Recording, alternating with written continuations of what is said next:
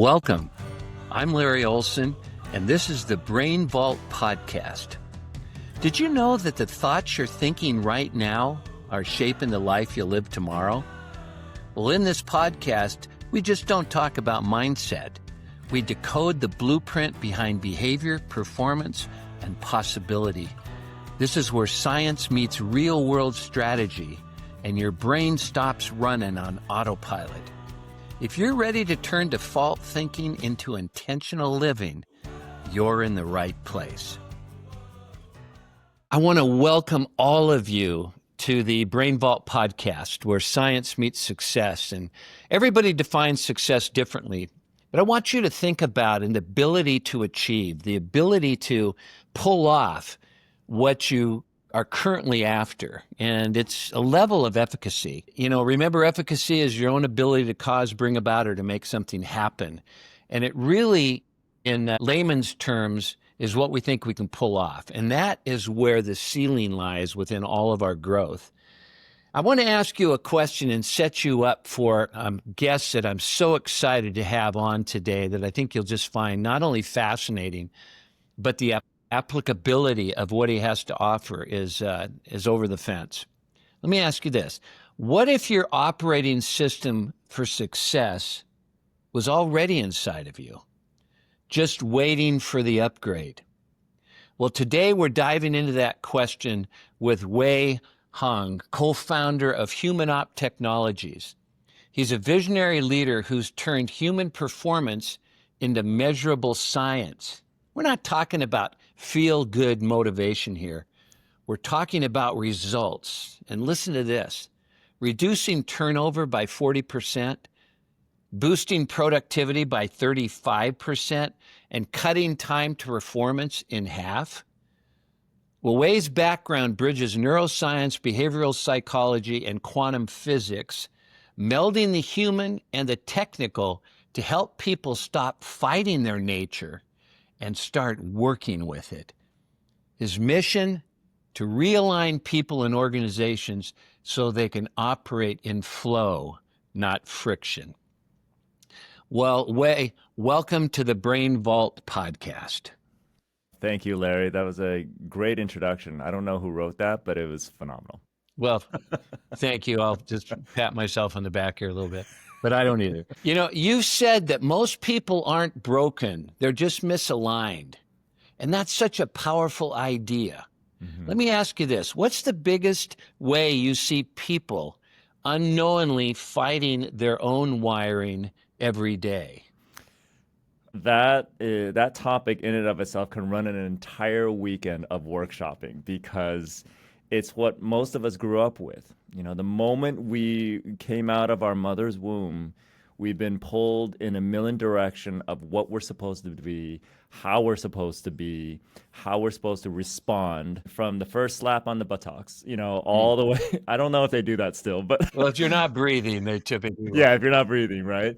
But we're immediately at the affect of societal expectations, cultural expectations, the nurturing of generations of belief of how human beings are supposed to be raised, how human beings are supposed to be. Our parents became certain human beings with a certain path in life, and that's all they really know based on how they were raised, and now the only thing they know to teach you is how they were taught. And so in those moments in your early stages of our lives, we may or may not be nurtured to our natural wiring. And it isn't until later in life when we start to feel the dissonance of what we've been raised and how we've been cultivated to believe. Because here's the pros and cons of human beings that most of us who are into this work, like in the BrainVault or everything that you do and everybody that is invested in people, we recognize something powerful about human being. The pros and cons of human beings are this. Human beings, the pros are that human beings are amazing. We're one of the most perfect machines on the planet that can be taught and trained to do anything. The cons of a human being is we are a perfect machine, one of the most perfect machines on the planet, and we can be taught and trained to do anything. It is a double-edged sword because unless we're given an understanding of what we should actually naturally lean into, because every vehicle of human being self is different, how do we know what we're learning or taking on, subscribing to should be something that we need to be leaning into. Yeah. Since prefrontal lobes are kind of the last to develop, if you will, from 23 to 25 years they talk about, that's a lot of training without our permission. And a lot of people aren't aware of that. They didn't realize that they didn't subscribe to it. And I think this is what you're talking about when you're getting into cognitive dissonance. Yeah. It's when we begin to develop that realization that this isn't working for me. Yeah. And if that's a big statement too, because most people say, I'm not working for me. I'm broken. I can't. And they don't realize, as you started out, the miracle machine that's capable of anything you can conceive. And yet they've been taught to measure themselves based on the results that they've been receiving. Right. So you get a D back in physics, and now you know you're stupid in physics. Yeah. Right. Right? I mean, it sounds so simple, but yet it is. But the unraveling is where I think people make it really complicated. Right. And a lot of people fall off because it becomes incomprehensible. Are you saying I can? You don't know who I am. Exactly. And I wanted you to talk a little bit about that, about how do you go about, because what you shared is just marvelous already. The simplicity is beautiful. How do you get people to begin to start opening the awareness, which I think we both believe is the first step of any kind of transformation? Mm-hmm. Notice I didn't say change. Right. Because that's such a temporary thing. So how do you assist this kind of aha moment where I'm open now to really beginning to find out how to lose a little of the dissonance? Yeah. The dissonance has a fundamental impact on every human being. And I think one of the first key points of awareness, and I'm all about simplicity, is simply notice what gives you energy and what takes away your energy. Okay. Because everything that we do in our lives as human beings is to perpetuate the existence of ourselves, and to perpetuate our existence of ourselves is through conversion of air, water, food, activities into energy that impacts the stability of our molecular structure of our bodies, right? When we want to go beyond just survival, which is really kind of the goal with everything that we're talking about here, is that people are tired of just living in survival. They're tired of just adapting and adjusting to what you're saying, the cognitive dissonance of like, this doesn't feel right, but you know what? I can just survive. Yeah. We're at a point we're pretty right now. adaptable. Yeah, exactly. We're hyper adaptable. So the adaptation is, again, another one of those double-edged swords, right? We are amazing at adapting, but I think the big shift is, do you want to just survive or do you want to thrive?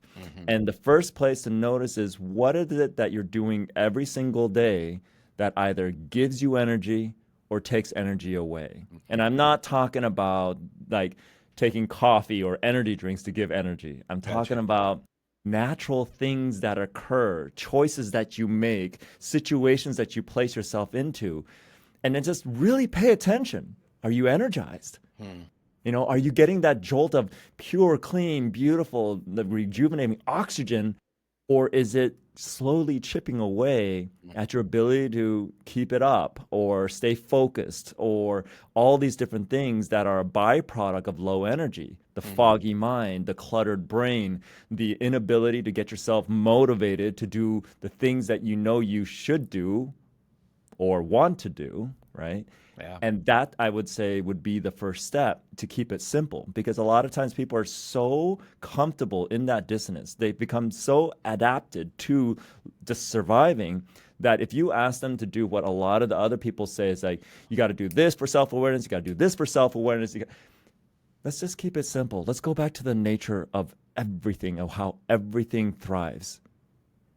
What is giving you energy and what it's taking it away? And you just start there and start paying attention and taking inventory of those things. That will give you the very first powerful step of understanding, maybe the lifestyle I've chosen to have or create isn't something that is naturally aligned with my nature.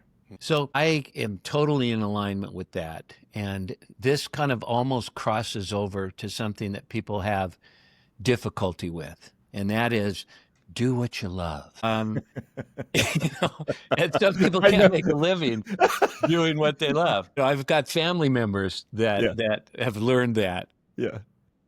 But I like the concept of the paying attention to your own narrative Mm-hmm. and how you're describing things to yourself. Mm-hmm. You know, triggering your reptilian brain, your amygdala, to stifle and protect, as opposed to, like you said, from surviving to thriving, where we're starting to make better decisions. And yet people will take courses on how to make better decisions. And this is where I think people really start to go down these roads of despair, Right. because it didn't work. It didn't work. It didn't work. You have developed some things that I read about, and my jaw fell open at first in skepticism, because 99% accuracy is getting into, finding out whether or not that's my child or not. I mean, we're talking about huge numbers that you can't argue. Yeah. And I think that's a real important element that you bring, is we got to get to a point where people can't argue. It's such common sense, and it's science backed, Right. but it makes sense. Yeah. And share with us some of the things that you bring to companies and individuals that can assist them in developing the clarity to be able to make choices that start to align with allowing them to be more friction-free and more into the flow, if you will. Yeah. Yeah, I love that. And one of the things that is what separates us and why we're the only human assessment technology to date that is patented in the entire ecosystem of human assessments is because we've leaned away from the psychometrics. We leaned away from the most volatile side of human existence. Our perspectives and our opinions, they're great. It's better than nothing, but it can change on a dime. Any of us who have experienced life at any level, you've noticed that all it takes is one moment of clarity or one traumatic event, and our entire perspective of what life is all about can shift. Yeah. The question then comes is, well, how can we possibly calibrate on a part of human being that volatile to truly understand them? And so when you said, like, do what you love, we forget that love is subjective, right? Yeah. Like, so when what someone else loves may not be what you love. And then let's not even consider the fact that you could be nurtured to believe that you love something. And then when you're doing what you were nurtured to believe that you love, then you realize that still doesn't work. And that's why those statements sometimes fail human beings, because they're encouraging human beings without recognizing, well, is your definition of what you love nurtured, or is it subjective, or is it truly objective? And what our technology does is brings back the objective understanding of self and others. Now, I say bring back because this is something, and my co-founder, who's the progenitor, the creator of this over 20 years ago, Dr. Zana Hackett, love her to death. Just spent a whole weekend with her this past weekend, actually. And the beautiful thing is that when people go to her and says, oh my God, your technology, and she goes, well, it's not really my technology. It's what nature's been telling us since day one that we've been ignoring. And the way to kind of set the framework for understanding why our technology works so well is we think about how long modern language, and human beings today are so reliant on language, right? It's the words, it's the choice, and how we use that to manipulate certain types of understandings or strategies. Modern language, as we know it in the human culture, has been around for a long time. It's like 50,000 years. Until we compare to how long human beings have actually been on the planet. And now we're looking at 2 million years. So the question I always ask is, well, what the heck were we doing for 1.95 million years?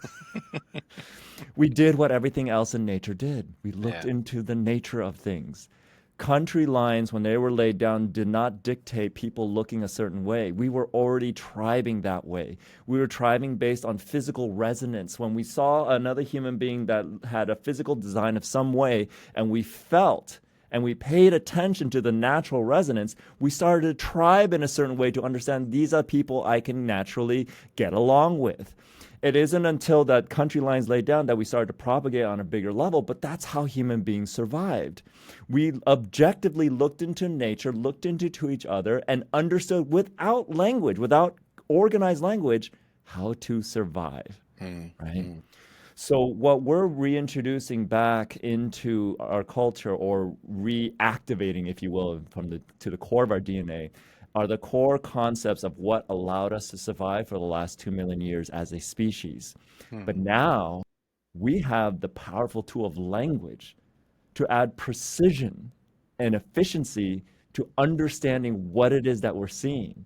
Instead of grunts and clicks, we now can attach very precise, objectively designed labels to what it is that what makes every human being tick the way they tick, and create a unique understanding, objective understanding. The nice thing is that because there's so many nuances that we blended for so many years, no two humans will literally get the same result. 8 billion on the planet, 8 billion different results. And over the years, I've realized that, holy cow, this is just as unique as our thumbprint.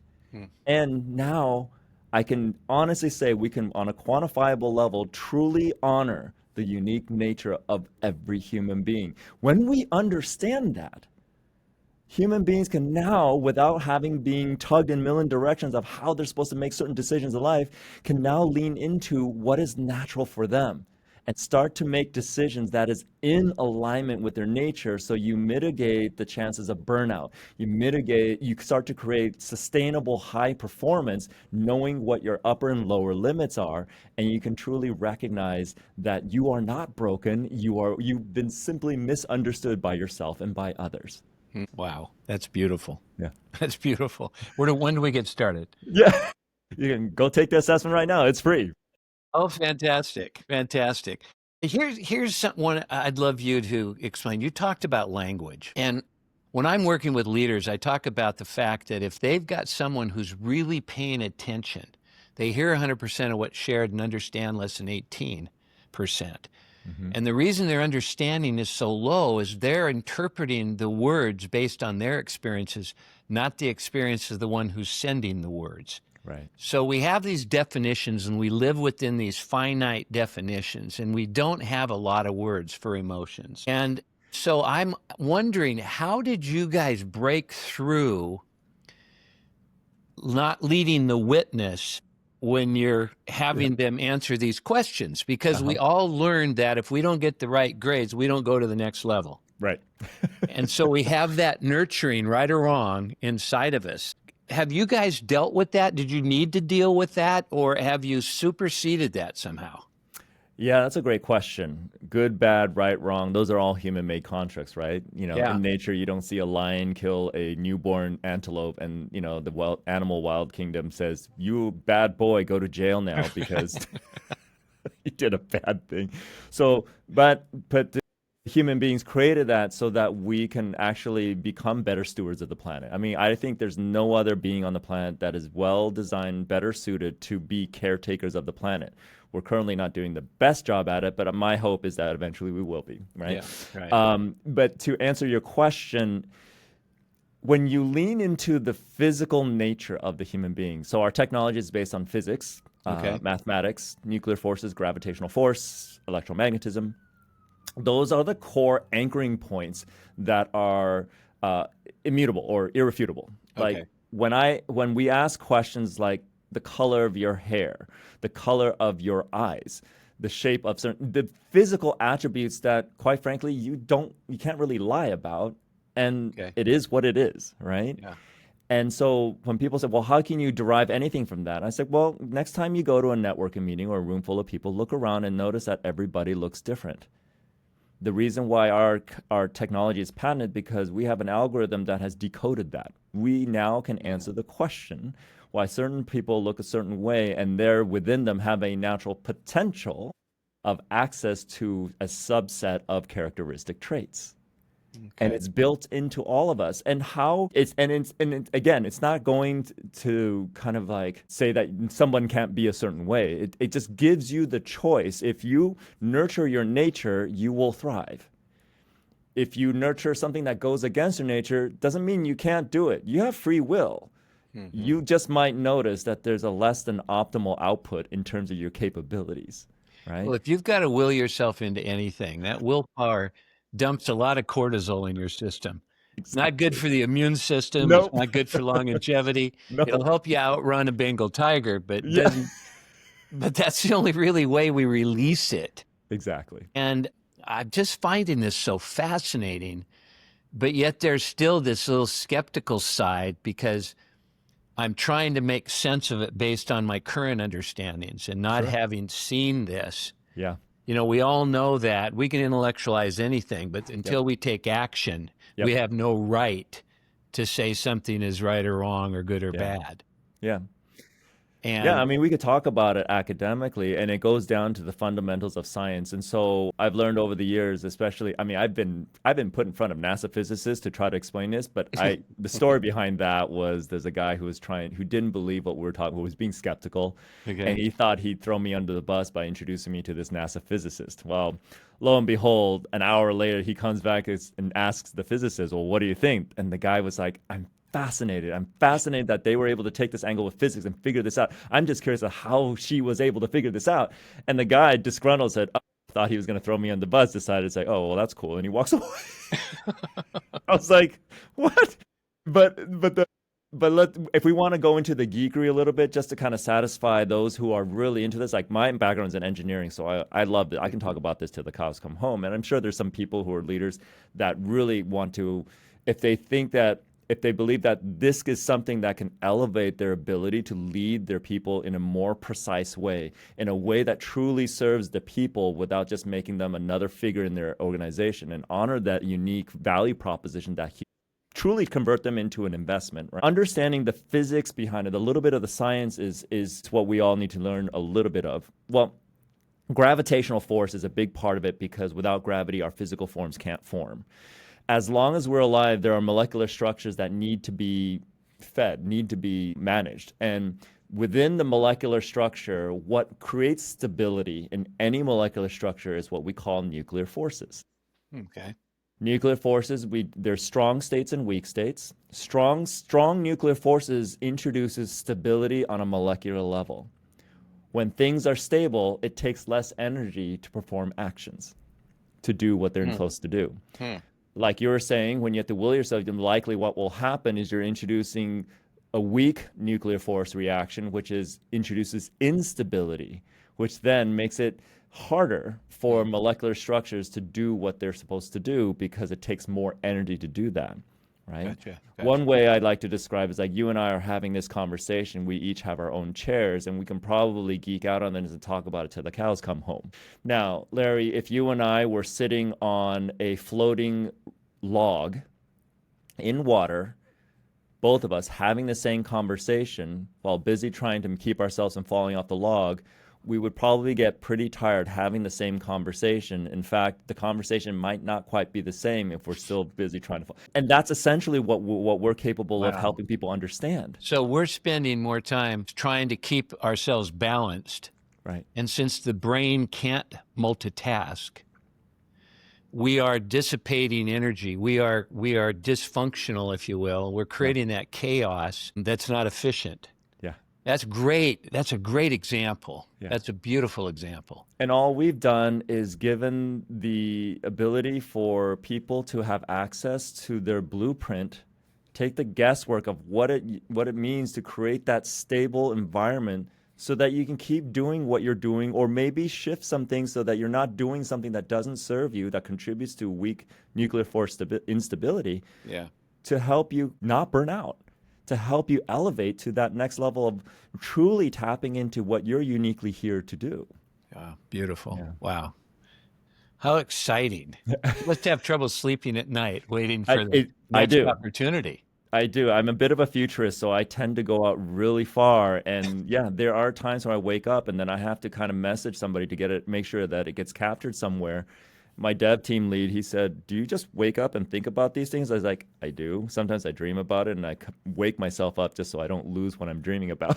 Yeah. You know, I'm into developing my next awakening. And because I realize how much I'm holding myself back, regardless of what other people may think and what they may see, you know, because other people's standards are not necessarily making you feel good or bad. You talked about tribes and watching one another, and, you know, that's our really only sense of how we're doing and who we are. Right. And, you know, man, if a tribe was up to 50, it became a little more difficult to communicate. Well, now look at social media. We're dealing with billions and if people don't have a strong foundation, a strong sense of what they're aligned with, then that's that old adage, if you don't stand for something, you fall for everything. Yeah. And we've created these emotional roller coasters for people where they didn't get enough likes or they got, you know, we all know the rhetoric behind that, but it sounds absolutely, how do people take advantage of this? How do they reach out to you? How do they find out about what you're offering here? Yeah. Well, they can go to humanop.com. Okay. And it'll give you two pathways. Do you want to do it for your own personal development, or do you want to go for developing your teams and your business? Right. Okay.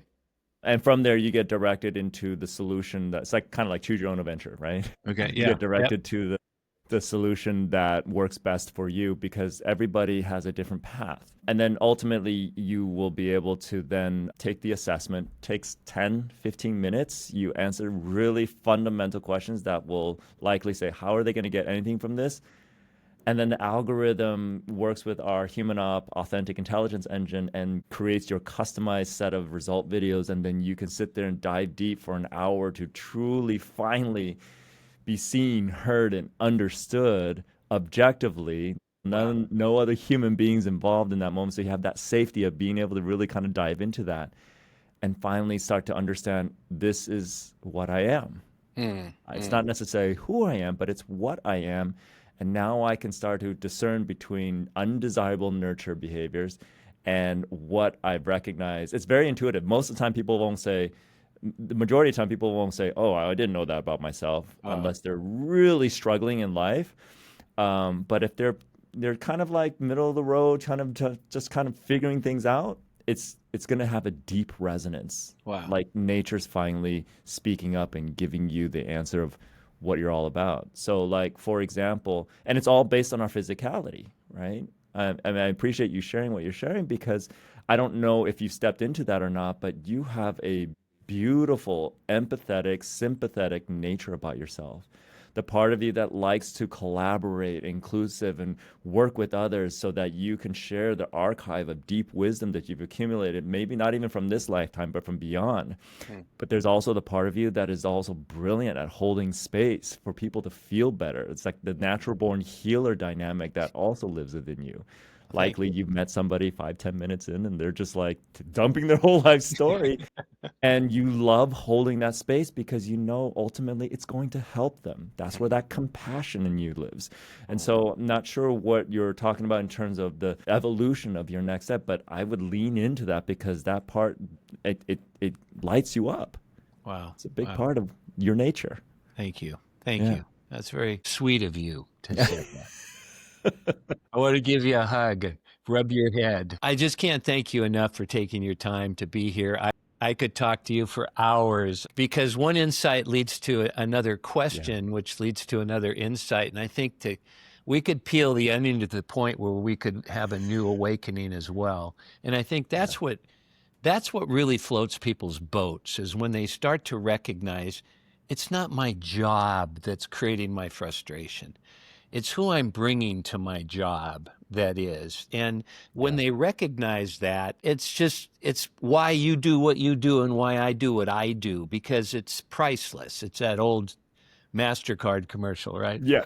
You know? So we've got people right now who are listening to this, Wei, who are stuck, or at least their narrative have created that situation for them.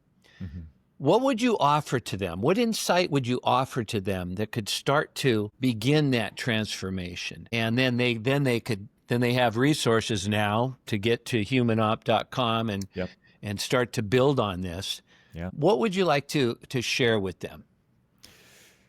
So the concept of being stuck, what we found is not a byproduct of something wrong with an individual. It's a byproduct of spending so much time trying to find and understand self that it's gone to a point where we start to attaching our identity to ideologies and belief systems that have an expiration date, because all it takes is somebody to challenge that, and now your identity is lost again.